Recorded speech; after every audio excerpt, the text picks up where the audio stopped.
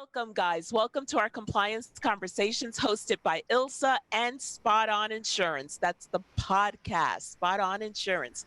Today, we're going to be talking about staffing your compliance team from zero knowledge to expert in the field. And this is part two. Part three will take place on November 5th. Again, thank you everyone for joining us. This is going to be a 1 hour session. We are streaming live on LinkedIn, Facebook, Twitter, Periscope, YouTube. I know Christian's happy that I said YouTube. So if you have any questions, just put them into the Q&A section. If you just want to say hello, just put that in the chat. And joining us today, and I don't think I've seen her, and probably I messed up because I know Joyce got me all in good shape earlier, but I don't see Joanne. She's coming. Okay, so I called her out first. Okay, she's a little bit late, but I called her out first. We've got Angela Hatchell. She is the Deputy Commissioner of Agent Services at the North Carolina Department of Insurance. And Nnaji, Principal at ACO Insurance Consulting. Ben Volkmer, if you guys will just wave. Ben Volkmer, he is the Director of Client Services at QuestPro. Sarah Ribbons, she is AVP and Compliance Manager at Pure Insurance. And from our ILSA team, we have Russ Foster, he is our General Manager. Lorenzo Houston, he is our Surplus Lines Tax Filing Manager. Sabrina Slater, our Annuals and Corporates Manager. Joyce King, our Special Projects Administrator, is our moderator or our chat manager, whatever you want to call it. She's going to be talking to you. And Christian Masonette is our Soy Manager, and he's going to be keeping an eye on the live feeds. So Joyce, we're going to be talking about staffing your compliance team. And besides knowing how to do licensing and 101 compliance tasks, we know how to train people. We know how to train people because we're in a small little town, and obviously anyone that we hire is not going to have a compliance background. So we know how to do it well. So Joyce, talk to us about what we chatted about in the last webinar and what we're going to be doing today. Absolutely. So yes, our last webinar on this topic, staffing a compliance team, we discussed recruiting new team members and the challenges that may go along with that, such as when it may or may not be crucial to find candidates who have a compliance background. And as Arlene just so aptly said, we never find anybody here in Groesbeck, Texas who has a compliance background. That doesn't happen. The nearest large town to us is Waco, and that's 40 miles away. So as you can imagine, nobody here knows anything about licensing and compliance. So it's training from the ground up. Also about onboarding and training new team members. We talked about diversity and inclusion in the workspace and within our industry in general. And then Safiya is not here today, but she also made some great points about automation experience, kind of trying to shy away from those who may have any aversion to automation. She likes those who have a great grasp of automation and wants that automation. And then she loves to find out about intellectual curiosity and their growth mindset. So that's just a few of the things that we talked about. If you want to hear about all of that, please be sure to go and catch the replay of part one. So today what we're going to be kind of focusing on is training during heavy volume, the training of your staff members during those heavy, busy times, whether it be cyclical busy times like surplus lines, tax filings has a heavy reporting period at the beginning of each year, or if you are undergoing M&A, something that's, or you have a client like recently we had a client who came to us and said, I have, 50 producers and I want them licensed in every state. And all of a sudden, you're kind of hit in the face with doing thousands of license applications. So how to deal with those kind of things. So that's what we're going to talk about today. And I'm going to turn it back over to you, Arlene. And one of the things that we know is that this experience, this knowledge comes over time. If you bring someone in with zero knowledge, they're not going to know and be able to tackle, compliance in 54. I just took us down 10, 54 jurisdictions in the US, which is what we're dealing with. And most chief compliance officers are having to deal with the US jurisdictions, they're dealing with international jurisdictions. So it's a lot. So in our case, we're just dealing with the US, and sometimes we get a little bit involved with Canadian licensing as well, but not as much as we used to. But there's an encyclopedia of acronyms that people throw around. It's just tough. So I want to actually start with Angela. I'd love to talk about, you guys are going to be facing open enrollment, and I would love to just talk about how you guys get the people that you need. I'm thinking maybe you're bringing them from other departments. How do you handle when there is an influx of work at the department? So right now it is open enrollment. It's began a bit less for I think 36 days. It's for our ship division, and we have cross-trained individuals within my call center to assist them in the other call center to make sure that we handle all of the license. I mean, the questions that come through from consumers concerning open enrollment. We're also starting to change computer systems, and we are looking to cross-train individuals in our call center with our licensing staff so that we're better equipped. We've learned through COVID that, we need better staffing in some divisions, some sections based on, needs of family, health needs of individuals, and things like that. So I think cross-training is always a great opportunity for advancement for people, but also helps you in times of need. And I always tell my staff it's good to line your basket with different colored eggs because you don't ever know which colored egg you might need that day. Yeah.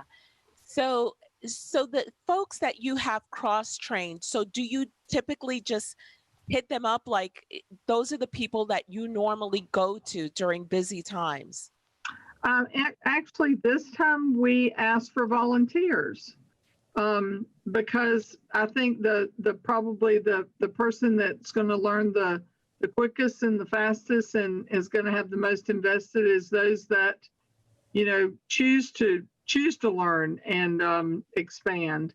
But sometimes they're voluntold if we need to based on our business need. But I was blessed that we had people that saw the need and maybe looked in the future as to some growth opportunities for them professionally and took advantage of those opportunities.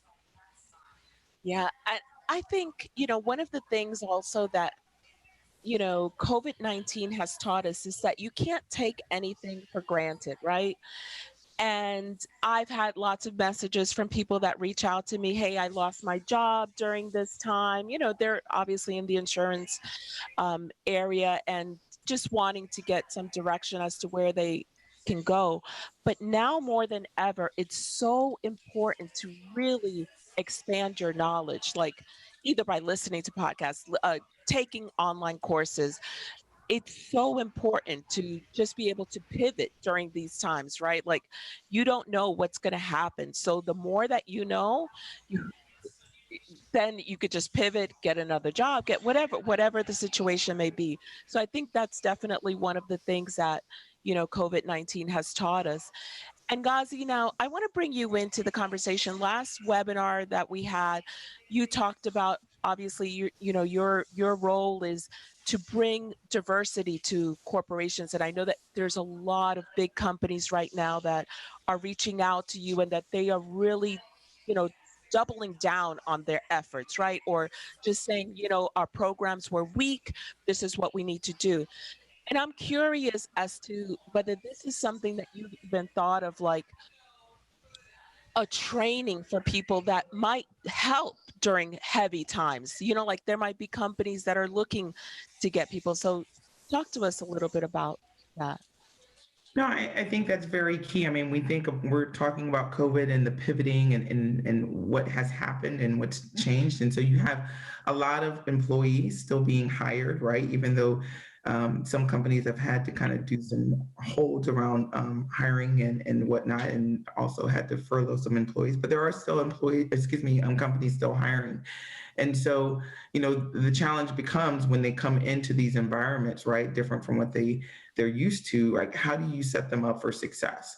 And so a lot of the conversations, to your point, that we're having is not only about the recruiting, but it's the onboarding. And part of that onboarding has to be adequate training, because if you don't put them in a position for success, then they feel isolated, feel like they don't belong, feel like they're, doing something different from everyone else, or not capable of doing what you need them to do.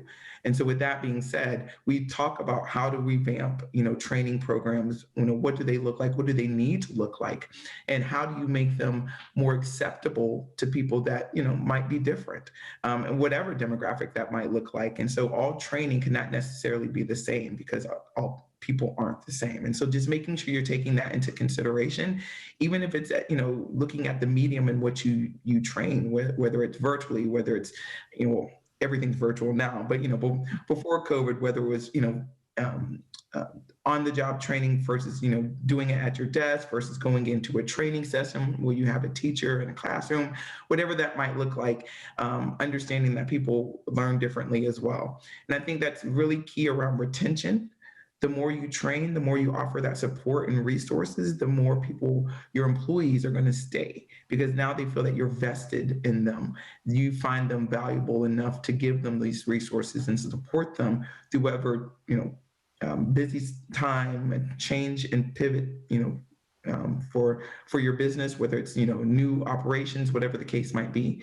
But it does bring about a sense of loyalty when you know as an employee that your company is investing in you through that training. Love that. I've got a question real quick for you, Joanne. Are you ready? So we know that you are new to your position, or you've got a new job relatively. You've got a new team that you're working with. And so obviously that comes with its own challenges, whether you have heavy workload or not. So can you talk to us a little bit about some of the challenges that you've experienced and what you're doing to just overcome those right now? Sure. Well, I think the challenge is, I'm going to say, finding someone with that right skill set, right? And we talked last time about what are the right skill sets, and can you find someone that does this already? What do you look for? But I think, the challenge in the skill set and what you look for is something you have to reconcile. So for me personally, I love to find broader skill sets, very different backgrounds, maybe discipline related, right? So some similar disciplines. So someone who might be able to do what I'll call regulatory, or have done some regulatory research, but in a different field, right? So somebody who can find information a different way is really somebody who could really pull themselves into our role, and really with not a whole lot of training, really be able to assimilate and come on board. So for me, it's really finding those different types of skill sets. The challenging part is how do you write that ad, right? So how do you build that position to attract those people? And really having a good hiring program, which I'm going to say, especially in a smaller organization, can be very challenging. It actually can be challenging, I hate to say, because I was in a big organization before. It was equally challenging there, is really building that job description that makes people want to be a part of your organization, that lets them identify what's in it for them and what those positives are, and really gives you the opportunity to see what they can bring. So So to me, it's really putting that program together for your company, big or small, that lets you really target the people and really what markets. How do you find what markets you want to be a part of so that ad is getting communicated? Yeah. I want to add, like for us, one of the challenges that we had was obviously everyone that walks in through our doors, we know that we're going to train them. Our challenge was people being comfortable in their roles. Like once they knew, let's say it's renewals, they wanted to stay in that role. So I want Russ to talk a little bit about how we pushed people out of their comfort zones to become really well-rounded so that we can really depend on them and lean on them. Well, being the warm and cuddly people that we are, we looked for a motivator that would be universal, and money just popped right to the top. So what we did was we created, one of our managers came up with the concept of wheels that we would use to track people's skills and skill levels. And we tied people's raises to the amount of skills that they learned to fill in those wheels. I actually have one of them up. If you want me to share screen, Arlene, I can show everybody kind of what they look like. So basically what we did was with each task within those tabs, we identified each task and we made that a portion of that wheel. And so as people were signed off on those tasks, we'd fill in their wheels. And as you became more well-rounded, I suppose, in your the different aspects of the things that we thought were important for that department, your wheel would become full. And then if you looked at the master wheel, there were percentages that showed how much of that you had done. And again, we would tie people's raises and promotions to that. But what the main benefit that I know we see still is those people who are able to go and fill those wheels in that have learned tasks throughout their department are those people who are willing to then hop over. If we ask them to go to another department, start picking up some more skills and different wheels. And so then you have 1, 2, 3, 4 people on this table that are managers and supervisors because they went and filled up a bunch of wheels. And so by giving people control over their own raises, the amount of money that they're going to make and the work that they do, it really gives them incentive to learn more stuff. And if you find that person doesn't have that incentive, that's information too. So we have those folks who rise to the top that jump right on these tasks. They learn, they're eager, they're willing, and confidence, comes from experience. So the more people filled in their wheels, the more confident they were, not only with what they already knew, but confident in the thought that I can tackle more. I can do more tasks. I can deal with clients more effectively. I can deal with the regulators. I can do whatever I need to do. And so it's been very successful for us. There's probably a million variations of this, but that's the one that we came up with, and it's really worked well for us. Yeah, because what we were finding is that people get comfortable in their area, and they're like, "Oh, I don't want to do surplus line tax filings. I don't want to do this. It's just too difficult. It sounds difficult." But like Russ said, But the other side of that, Arlene, was that, as managers and supervisors, we would get a little complacent too. So I've got somebody who they're a one-trick pony, but they do that trick so well. I don't want to upset my team and, get them not doing what I need them to do. So there was a little bit of fear on the part of supervisors too to take somebody out of their comfort zone and try to get them to do something else. The other thing that it would once they went around and had different parts of the wheel done, the managers in the managers meetings would talk about, okay, this is going to be my busy time. Who has gotten these skills? Let's go to this person's file. Let's see who has accomplished all of these different skills. And that's how we would pull people into other departments during busy times. Yeah. And speaking of which, my next question is for Sabrina. And the question for you is, during those heavy volume periods, and I mentioned the example earlier, so that's what I'd like to bring up now.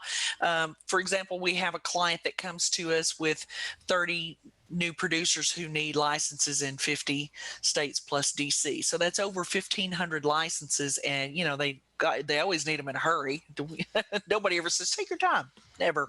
So how do we here at ILSA get the kind of help that we need from other departments when one department maybe is slammed with a little bit of heavy volume? Well, that's definitely where, Russ and all the managers get together and we take a look at those wheel sets and the knowledge and expertise that we're dealing with, not just departmental wise, but company wise. And we may have to reach out and say, hey, look, we're going to have to look at and take into consideration other people's workloads. Is this something that we're going to offer, overtime with? Is that going to be something that they can do, in their downtime? Is this their peak season? So it's definitely things that we have to look at. One of the things that I love about ILSA is, especially when we're looking for other employees to fill other slots, a lot of times we promote from within. And when we do that, we take from other departments, and those employees come with all that knowledge and expertise. So you take somebody like me who is not in licensing any longer, but I do have over 10 years of license application processing under my belt. I would be one of the first people that would be like, hey, that's something that I can easily slide over.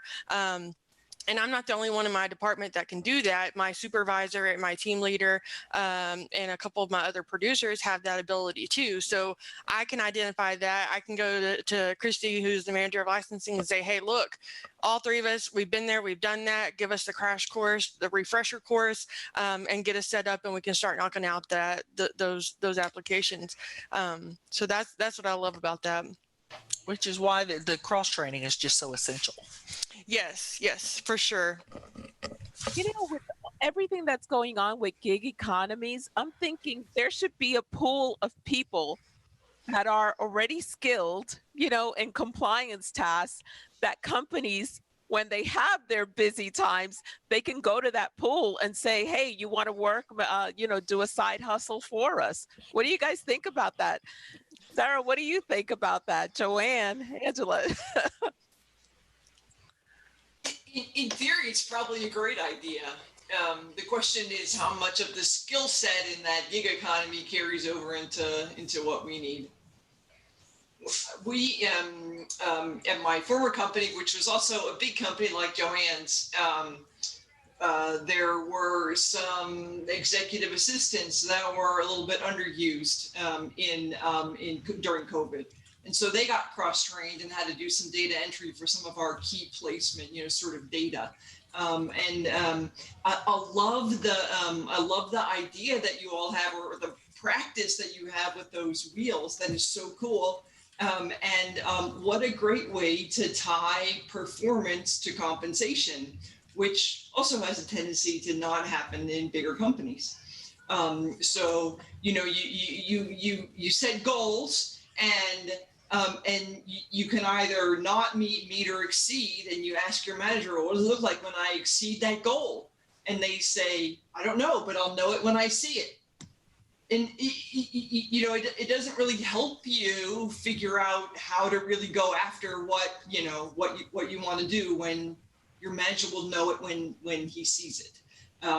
So I think the gig economy is it's certainly an interesting thing to consider and try to evaluate. And it would be something that would fit their interests, right? Because it'd be just a temporary thing. They could show up for a few days and do some work and make a little money, but we have to make sure that we're checking the validity and the accuracy of the work that they're doing. They wouldn't be as invested in it as an employee would be doing with cross-training and stuff, but it's definitely an interesting concept. This is Krista, but sometimes you just don't know. I mean, there are so many times you bring people in and you think that they're going to be a fit, but their personality doesn't fit. So no matter what, it's a crapshoot. But one thing I have to say about the ILSA wheel, having a schedule of services, and it's a wheel, and as you fill that up, your compensation is tied to that. I think that's a brilliant idea, but it goes. I give kudos to your HR department. I don't know if we could actually do that at this point in time. And I'm a small company, and I grew up the same company that Joanne grew up with. I was associate general counsel there, and I'm a general counsel now and a chief compliance officer because it's a small company. But tapping talent and getting the right personality fit is a big part of what is a challenge for us. So, Krista, if I can direct this question, a wheel like what we have, tell me the challenges of implementing something like this. I mean, in a small company. I mean, we're a small company. Yeah.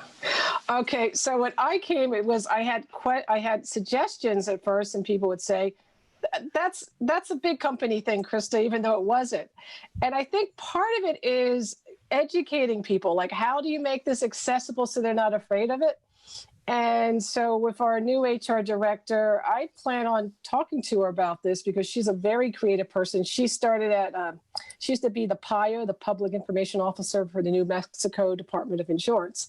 And she has like a ton of different skill sets. And one of them is things like this. So I definitely plan on talking to her because I think, as we've been re-engineering and polishing various departments, having that sort of idea about these are the deliverables, and if you can, you can own them as an employee, then we can reward you and make you better.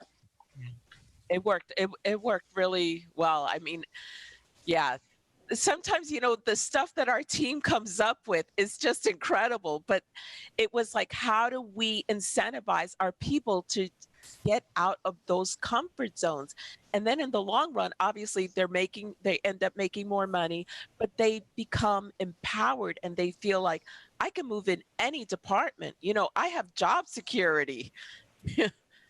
And I also think, just from the standpoint of compensating based on skill set takes out the bias, right? Because they're, being held accountable for their own success. And so it doesn't, you don't have the biases of the manager or whoever's doing the evaluation at performance time, but it's like black and white, it's objective. Yeah. One thing I would say is, and I hope my volume's okay, but one thing I would say is that cross-training allows individuals too to get a taste of a position where they may think they have an interest, but they may get there and realize that their skill set is really not compatible with that. Maybe you always thought you wanted to be in the call center, but you can figure out by 3 o'clock, if you hear the call, the phone ring one more time, you're going to lose it. Or maybe you thought you wanted to be a complaint analyst, but you're not as detail oriented as that job lends. So I think it is a good kind of test run for individuals who think that may be what they'd like to do. And we've encouraged people in the department to allow people to job shadow for, a day or two to see if in fact that's something that they really want to do, not that just it's more money.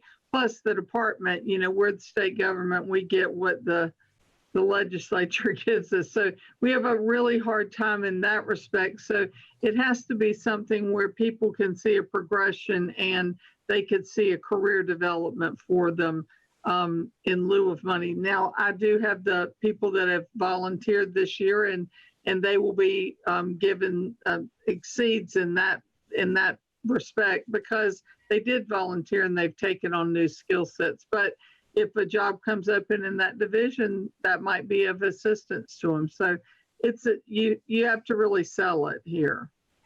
Right. Lorenzo, I want to bring you into the conversation because you've done, you're one of our Boomerang employees, right? You've gotten to be at ILSA. You joined us many, many years ago, and then you went out into the big world. You worked for one of the largest brokers out there up in Big D in Dallas, and you've had experience also working with some other agencies. Talk to us about what you found, compared to what we've done and what you've seen in other places, how they have trained for heavy volume acquisitions, especially. We're going to get into acquisitions. Well, training for heavy volume is very important, clearly. And it's one thing when you can kind of prepare for it, like in surplus lines, you already have a set time. You know that there's a certain period where you're going to absolutely be swamped. So you kind of have a month or two that you can prepare for that in advance. And then there's a whole nother situation where, say in licensing, all of a sudden we have way more work than, way more work than we know what to do with. So in both situations, it's always important to be prepared. So what I found in larger companies, a lot of times the cross training isn't really as pushed as much as it is, as it was for us. So that was one of the challenges that I had, because you do bring in people who are pretty specialized, and it kind of depends on where you go, which department you go to. You kind of get hired on expecting to already have this knowledge, receiving kind of minimal training and kind of being thrown in there. So, you know what I mean? You kind of so there's different challenges depending on the company that you go to, but for sure when it comes to training for heavy volume, the most important thing is to always be prepared. Whether it's something that you can look at a date on the calendar and know that it's coming up, or you're prepared that you're prepared in case something is dropped in your lap. Lorenzo, while we have your attention, I've got another one for you. Talk to us about the importance of having good, clean, thorough, up-to-date guides for your team. I think clearly we all would agree that guides are very important. But one of the things about guides is they can't have too much information in there. So with guides, it's very important that they are simple enough to be usable, but they are thorough enough to be effective. So, a good guide, you can kind of look at, you can reference back to, you can see exactly what's needed to be done. You can get to the information rather quickly, because what I found is if you try to put too much information in a guide, a lot of times it confuses the people who it's intended to help. So they'll shy away from that information, or they'll spend too much time trying to find the information, and it just it'll do more harm than good. So when it comes to heavy volume, guides become important because sometimes, a lot of times, in certain cases, the management team or the people who employees would be depending on for questions, for assistance with certain projects or states or whatever the case may be, they're having to be pulled in to help ensure deadlines are being hit, or stuff isn't being pulled through the cracks. So when employees have something they can reference back to when maybe their manager isn't available because they are assisting in another area, that's kind of something that helps keep the process rolling and moving forward. So, that's the best way I can describe it. Simple enough to be usable, but thorough enough to be effective. What are some of the good guides out there for compliance folks? Let's share resources. Sabrina's ready. She's like, her hands on the buzzer. She's like, it is. Well, kind of like what Lorenzo was mentioning, we do have a lot of in-house guides that we've kind of created ourselves because, it's tried and true knowledge. It's stuff that we've learned from experience. we've done it. And so it, you know, things that originally start out as an Excel spreadsheet has morphed in this, you know, fantastic guide that's, you know all and the be all. And it's full of blood, sweat, and tears. It can be kind of hard to let loose to some of that information, especially to outside vendors whenever, or, you know, the people who are asking about that whenever, you know, we've tried so hard to, one, you know, build that guide, update it, and then continuously maintain it, because as we all know, the states are continuously changing. Things are always changing. It's something that can't just be created and then forgot about. It's a constant effort. It's something that's looked at every single day. Every one of my teammates are looking at it. It's up. They have their processes. They're working on their task, and they have their guide right up there next to it. I do like, Lorenzo, I like what you're saying. It's definitely can be all inclusive and can be overwhelming. I will definitely take that into consideration, because I know some of my processes can be like that, especially when you're working with the Department of Revenue and the different, you know, corporate structures and things like that. A lot of people, you know, you say Department of Revenue and they're like, they don't even want to touch it anyway. And then you have a Department of Revenue guide and they're like, not touching that with the 10-foot pole. Yeah. So, I mean, I get that. I will definitely take that into consideration. But so we do have our in-house guides. There's other guides that we use. I'm sorry, what? SILA guides. The SILA guides, that's actually one of the main things. The SILA guides are amazing, but just the members, use the people that you know that are here in the insurance industry. That's the great thing about building these relationships, is if you come across something that you've never experienced, somebody in this in any industry, it doesn't matter. It doesn't have to be insurance. Somebody's experienced it. You know, get on a forum, reach out to the people that you know, that you talk to every single day, and say, hey, you know, what is your experience with this? You know, ask them these questions. They thrive on that. And a lot of times, more often than not, it doesn't even have to be just, you know, your peers. It could be regulators. It's amazing how many regulators are really truly there to help you. They want you to do things correctly. So reaching out to them is a boon. Definitely do that. I would highly recommend that. State websites, laws, statutes, things like that. There's resources across the board. Depending on whatever you're doing, you can always go out there. A lot of times they have frequently asked questions, things like that you can look at. And then, you know, yeah, just reach out to the states. Don't be afraid to pick up the phone and call. I didn't know if any of you that are on here have used like the FCNS Licensing and Countersignature Laws book, published by, is it still published by National Underwriter? I don't know if the company has changed.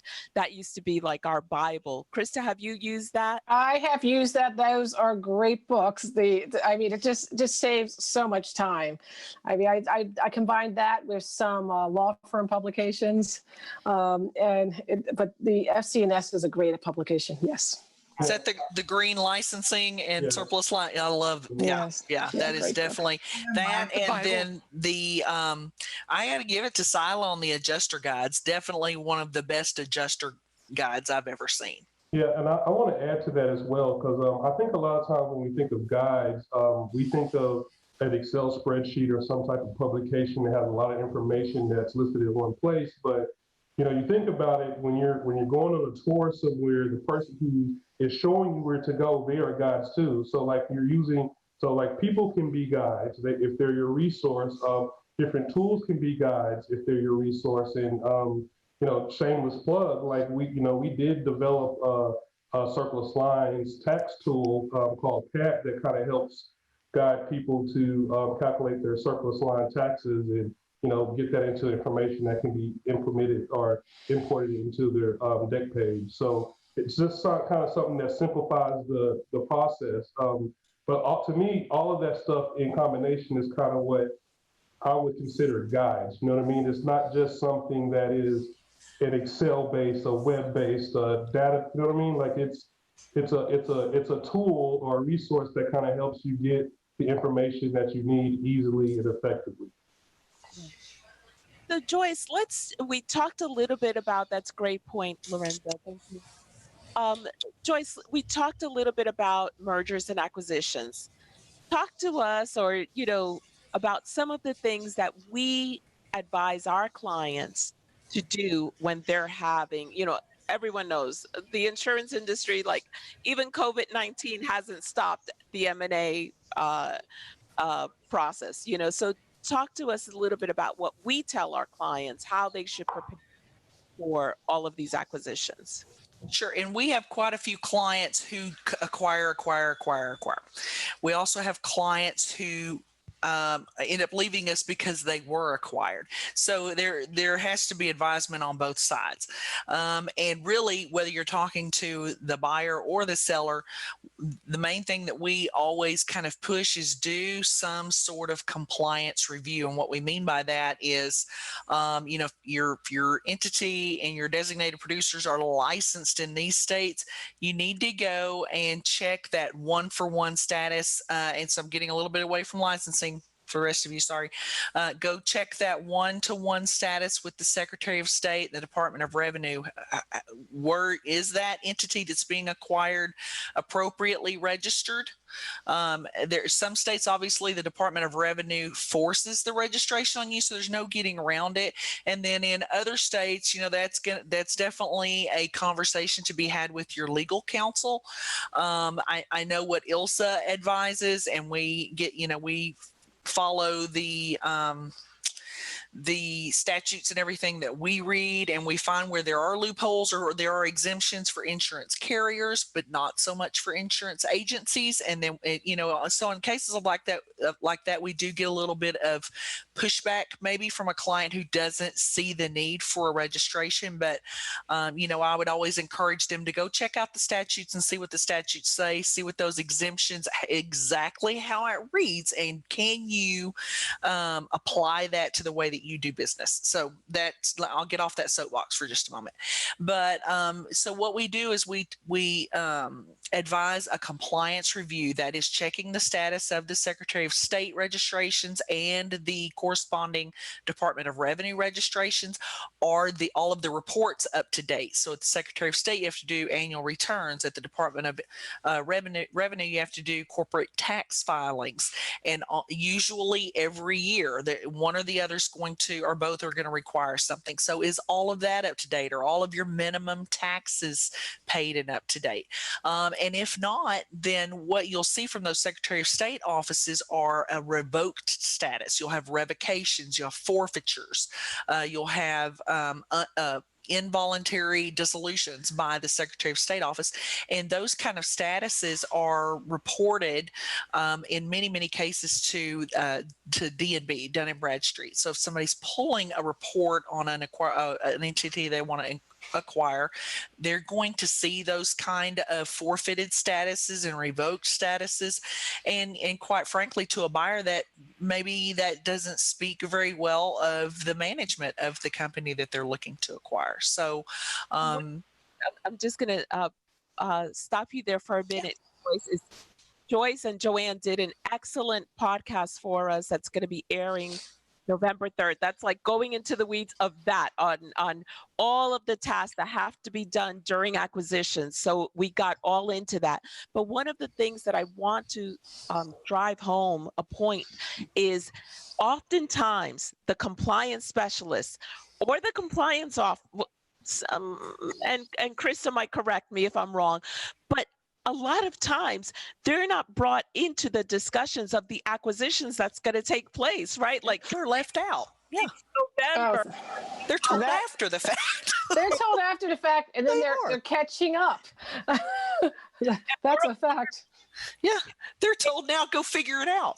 All of a sudden you have all of these tasks that have to get done, and you need to pull people to go through this checklist and make sure that all of these things are done. So that's heavy workload. Like that's overwhelming. And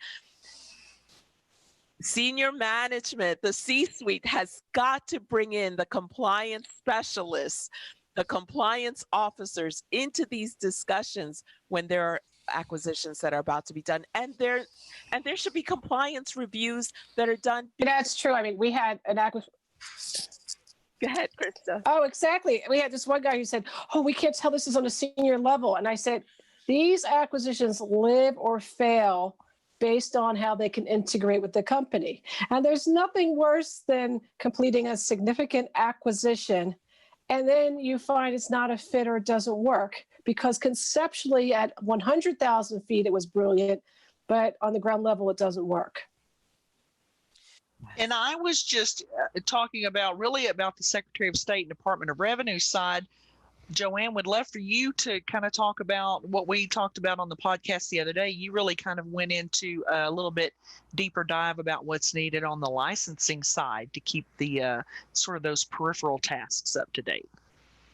Yeah, well, and it's somewhat similar from the standpoint of really doing a deep dive into your, not only your entity, but your individual licenses, lines of authority, numbers of states. So I know for me, the projects I've been involved in, they're extremely complicated and time consuming. And of course, a lot of times they've picked a merger date before you can necessarily have all the right licensing in place. So it's really it's just really establishing the procedures that you're going to use to fill gaps and how you're going to transition things. And, we've done a couple where they've canceled licenses before they've had new ones. So it's really can become a detriment. And again, kind of finding out on the back end of things in terms of really what the final dates are. You may know the merger's happening, you may know some of the bigger details, but all of a sudden they'll pick a date and you're like, well, where'd you get that date from? And how do you plan on getting all of this in place by then? And with different states, especially with COVID, and I can speak for sure in California, licensing is very behind. And so you can't necessarily be sure that your bond is going to be recorded and you're going to be up and ready to go. I would honestly, I tell brokers today, don't think about writing business 2 months from now. Yeah. Plan it for further out. Oh, wow. And just in speaking of heavy volume and what this does to your compliance team, it could have been prevented with just a little bit better planning and including that compliance team for all that they need to bring to the table in such an occasion. Yeah, no, and that's where you need that input up front as to, hey, what is the best date, right? Here's the date we're targeting for all of this piece that you have to do. Can you meet that date, or what date, or can you commit to? Right. And again, it's never happened. So the good news is it's never happened in any position in my entire career. So it's not even surprising anymore, but much better way to prepare for those types of changes. So Ben, does QuestPro at all do any part-time staffing help? Oh, we do quite a bit of it, actually. And, I think in pulling people from outside the industry into the industry, which, I think volume-driven work that is repetitive and matrixed like compliance, I think one of the things that I recommend usually is finding a baseline skill set using something more objective like a Colby index or some sort of personality testing. Our brains are built all very different ways, no matter what's on top. And I think there's a certain type of person that is going to be very fulfilled by something like that, and somebody who's going to be completely miserable. And if you have, the rope to hire, and turn over until it works, I mean, good for you. But, I think becoming more efficient and hitting more frequently, that's my first recommendation to clients. If we've not personality tested your superstar in your department, we're not trying to replicate that, then, I think you're going through a lot of unnecessary work. And that's usually what we're kind of counseling clients when, they're hiring en masse, and whether it's, claims intake or anything in that regard, we're building a lot of distributed call center teams right now for disability benefits distribution and things like that. And it's helped quite a bit. You know, we use Colby at a lower level and internally here for our team. We use Omnia for higher level and executive kind of deep dive profiles. But I think it's something that just having 10 years of experience with, I've seen companies have success with and remove bias using those tools, which have really gotten better and better. I know a lot of people see personality testing in general as a big bad wolf or some sort of like Oz's curtain that is used to discriminate. But, you know, and that could be true in some environments, but I think that it's definitely, in many cases, if you look at Progressive and companies that are leading the market, you know, they all do it. They do skills testing and they want people to fit and thrive in the roles they've got. This is Krista. I would like to comment on, you know, the use of different metrics, because I don't think that any are inherently good or inherently bad. A lot has to do with top down the environment and how people are educated. So, I think like even saying that something is a category objective, not anything can be polluted, but in the right environment, using those, I think they're a great thing, and I'm a proponent of personality tests. The other thing I wanted to say, I'm still laughing about voluntold. That's hilarious. Voluntold is the best thing ever. That's an old tried and true military concept. Sarah, share with us some of the things that you have experienced that have worked well for high volume in your experiences. Having a glass of wine after work. Does that count? Yeah, it does. So no, I didn't say that. I work in compliance. I think for me in the high volume, times, it helps to try to stick to your list of things that you want to get done and check them off as you go. Although there are days when you sit down at your desk and you have your list, and within the first 30 minutes, you know that you're not going to get any of your list done because other things are taking a priority. So it's making room for days like that, and then hoping you have more days when you can sort of tick off your own items as well. Just taking things little bits at a time, celebrating successes. I've told people a couple of times recently, and when you're done with that, pat yourself on the back because nobody else is going to care. And so certainly finding the humor in it, if there is a way, in the really busy times, it helps to relieve the stress as well. So those are some of the ways that I handle heavy volume time is make a list of things, check them off as I go, understand that sometimes none of the list is going to get done, and then celebrating little things along the way, and maybe after work as well. Krista, how about you? What do you do during high volume times? Well, I light candles and I meditate. I'm only kidding. Sorry. High volume times, I think, first, the biggest thing is organizing. Like, what are the areas that I think are going to have peaks? Who are we? How are we staffed? And what are things that we can put aside for a while and put on the skyhook that have to get done but won't be detrimental if we don't complete them that day. I have immediate team meetings where I get my chief operations officer to partner with me so we can have unified requests to the various departments. And we make use of task management programs. Like I encourage people on my team to use something simple like a Trello or other types of task managers, or else use the task we have on our Outlook system. But when that happens, we find that depending on the timelines, especially oftentimes there's late notice to the departments.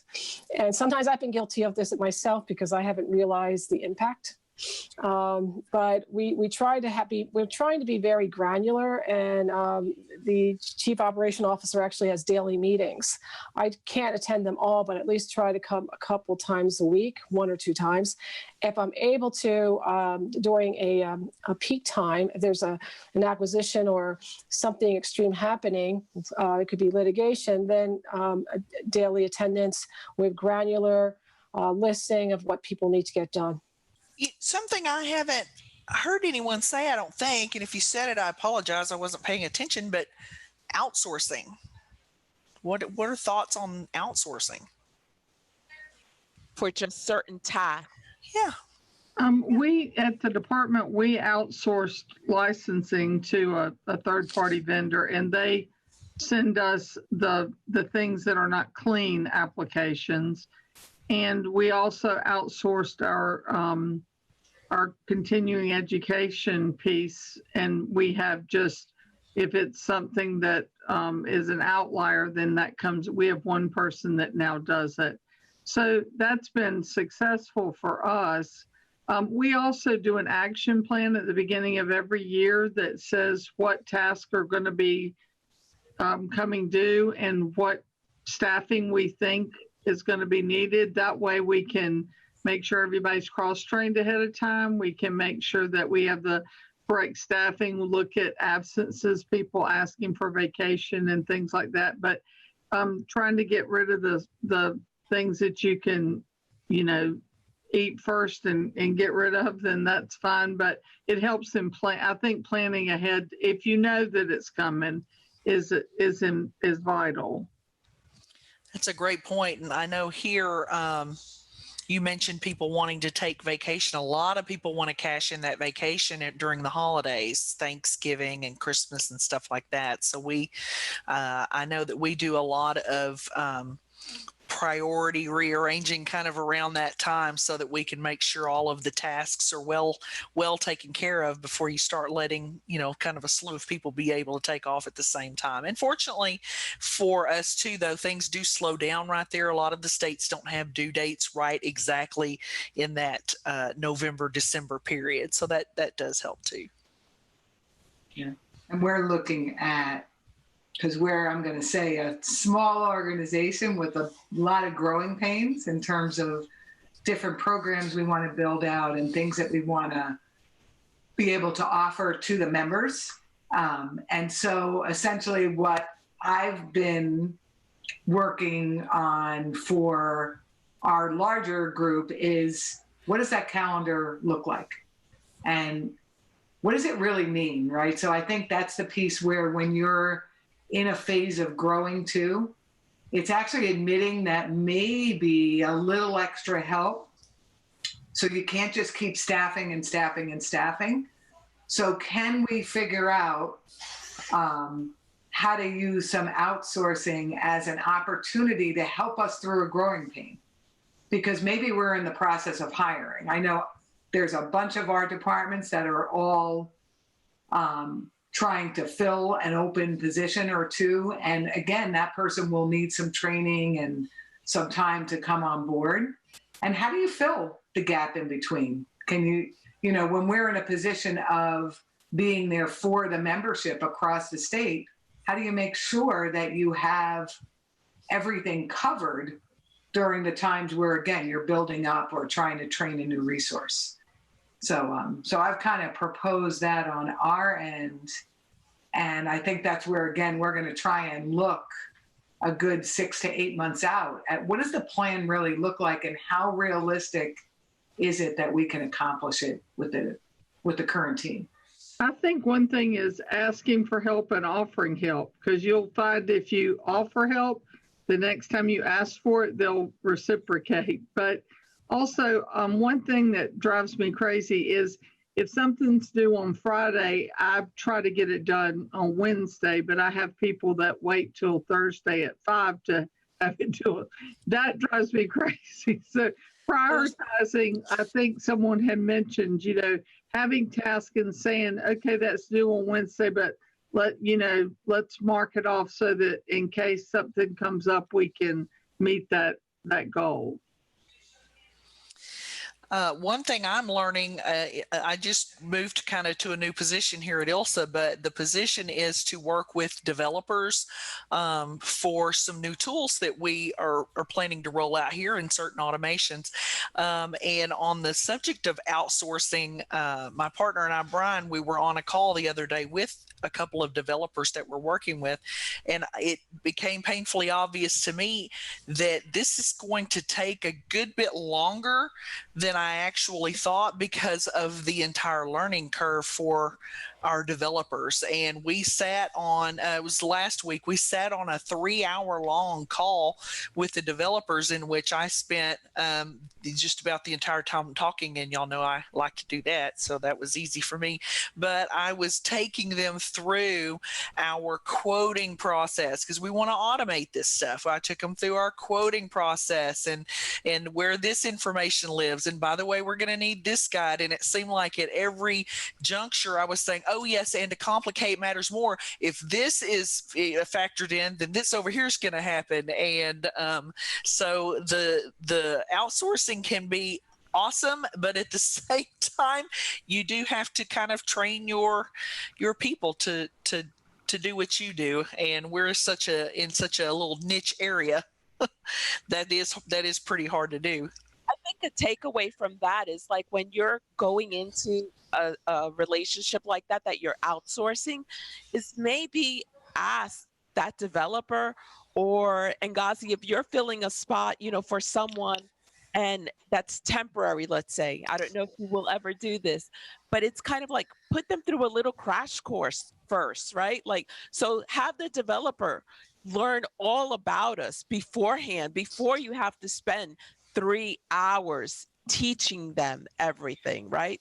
So if you're going to go into that relationship with that, with that vendor, whatever, just have them know a little bit more about you so that you don't have to teach them everything. Right. And that's one of the things we did as we started the call. I said, I'm about to send you acronyms and terms and definitions, and have this handy as we get ready to go through some of this stuff, because if I'm rattling off an acronym, you're going to know what we're talking about. We're going to wrap it up, guys, because we are 2 minutes behind schedule. And I just want to let you guys know that the next webinar that we're having is going to be on mergers and acquisitions. That's going to be Thursday, October 26th. It's going to be part 2 of our M&A webinar series. And like I said, on November 3rd, we are going to be having a podcast on staffing compliance teams and just everything. And we have so many webinars and podcasts going on right now on wrapping these up. But November 3rd is going to be about mergers and acquisitions and all the compliance tasks that have to be done during acquisitions. Thank you guys so much for attending. Thank you to our panelists. You guys are awesome.